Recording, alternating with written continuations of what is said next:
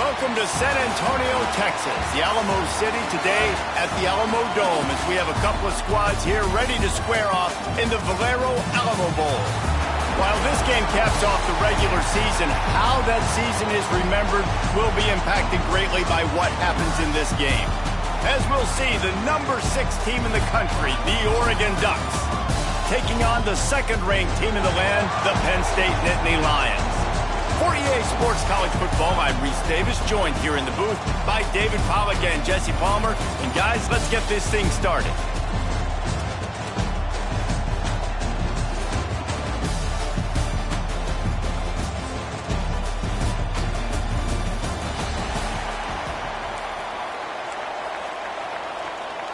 Kickoff team out there ready to tee it up in this bowl game.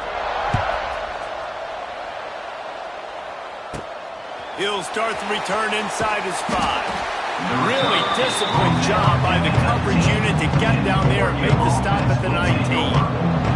So Oregon's offense will have the first possession of the game.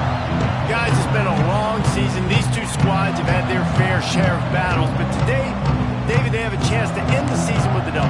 Man, it's a little bit old school, right? With the bowl system, not as much to play for, but you get to put that uniform on again. And it should mean something. You had the bowl prep. You got to have some fun in a different city, Jesse. Now you get to go out and attack this game. And it's another opportunity just to finish the season, right? To go out with a win. Both of these teams have taken this bowl game seriously. They've prepared. They feel like they're both ready to go. Winning this game is important to build momentum for next year, and also you want to send the seniors out with a good win. The Ducks with myriad options after that big pickup on first down. And he really needed to hold on to that one, but it was not loose, and third down is coming. Trying to pick up a first down.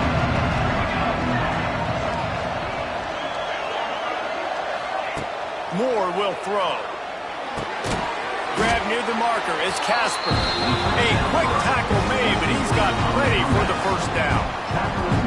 Man, he had to get rid of that thing. I don't even think he had time to find the laces, but he picks up the first down. Yeah, that's a great job. You know, third and short, the defense is bringing pressure. He sees the pressure, gets the football out, and gets just enough for the first down.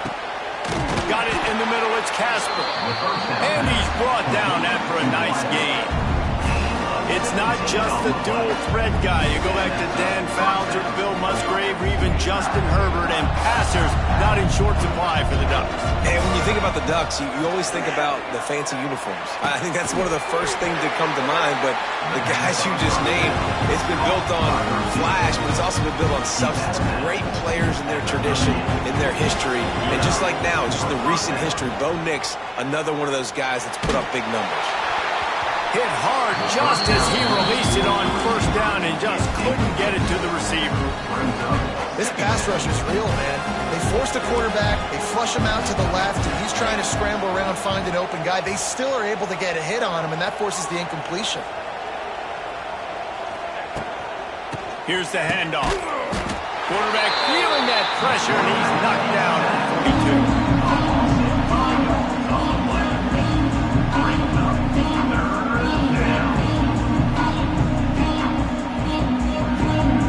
Now a lot of work to do to move the chains, keep this drive alive after that earlier sack.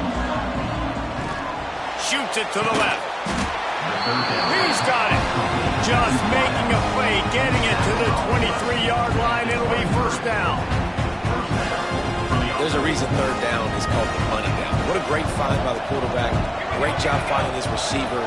At the end of the game, you look at third down percentages, it tells a huge story, and it goes a long way in deciding who wins a football. Couldn't find anybody to throw to. He'll just toss it away. It'll be second down. In most instances, I would say really, really nice decision by the quarterback. But when you've got speed like this guy has, I think you'd sometimes, instead of throwing it away, would like to see him take off and see if he can go make something with his feet. Man, it's really hard to control the running game if you don't control the line of scrimmage. And how about the defensive line doing a great job attacking those guys up front, not open up lanes to run through.